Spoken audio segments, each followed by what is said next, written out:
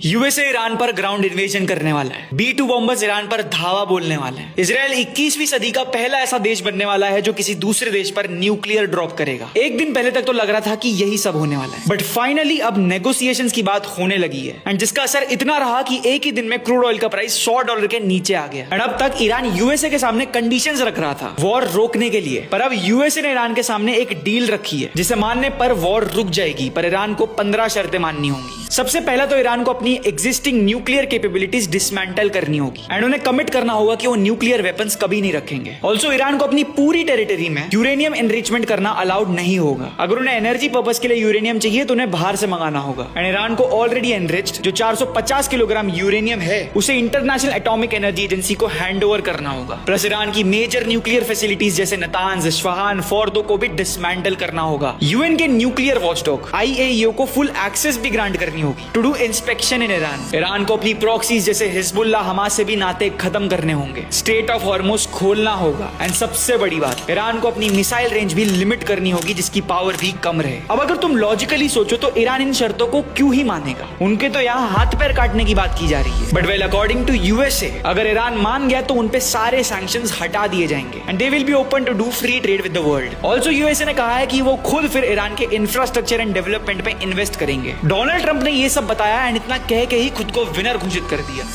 We've won this. This war has been won. मगर ऐसा नहीं है। हमें पर्सनली बहुत कम आशंका लग रही है कि ईरान इन चीजों को मानेगा, क्योंकि ईरान गलती से भी यूएसए पे ट्रस्ट करके अपने मिसाइल्स एंड न्यूक्लियर फैसिलिटीज को ऐसे गिव अप नहीं कर सकता। एंड उन्हें भी पता है कि अभी नेगोशिएशन पावर उनके पास ज्यादा है, क्योंकि स्ट्रेट ऑफ हॉर्मुज जैसी नाजुक नली उनके पकड़ में है। 30 दिनों का वक्त मांगा गया है इन चीजों पे डिस्कस करने के लिए, पर यह मत समझना कि 30 दिन शांति बनी रहेगी। नेगोशिएशंस करने के लिए यूएसए इंटरेस्ट दिखा रहा है, पर ईरान और इजराइल दोनों लड़ने के लिए उतावले हैं। ऐसे में अगर हर पल अपडेटेड रहना चाहते हो तो इंडियन लास्ट 24 आवर से जुड़ जाओ, क्योंकि यहाँ सबसे पहले पोस्ट के थ्रू आपको नोटिफाई किया जाएगा। फिर लास्ट 24 घंटों की सबसे इंपॉर्टेंट खबरें आपको एक डेडिकेटेड वीडियो में बताई जाएगी एंड फिर हर रात एक ऐसी डिटेल वीडियो आएगी जिसमें आपको हर छोटी डिटेल से भी रूबरू कराया जाएगा। इसीलिए ज्यादा सोचो मत, अभी के अभी फॉलो कर दो इंडियन लास्ट 24 आवर्स को।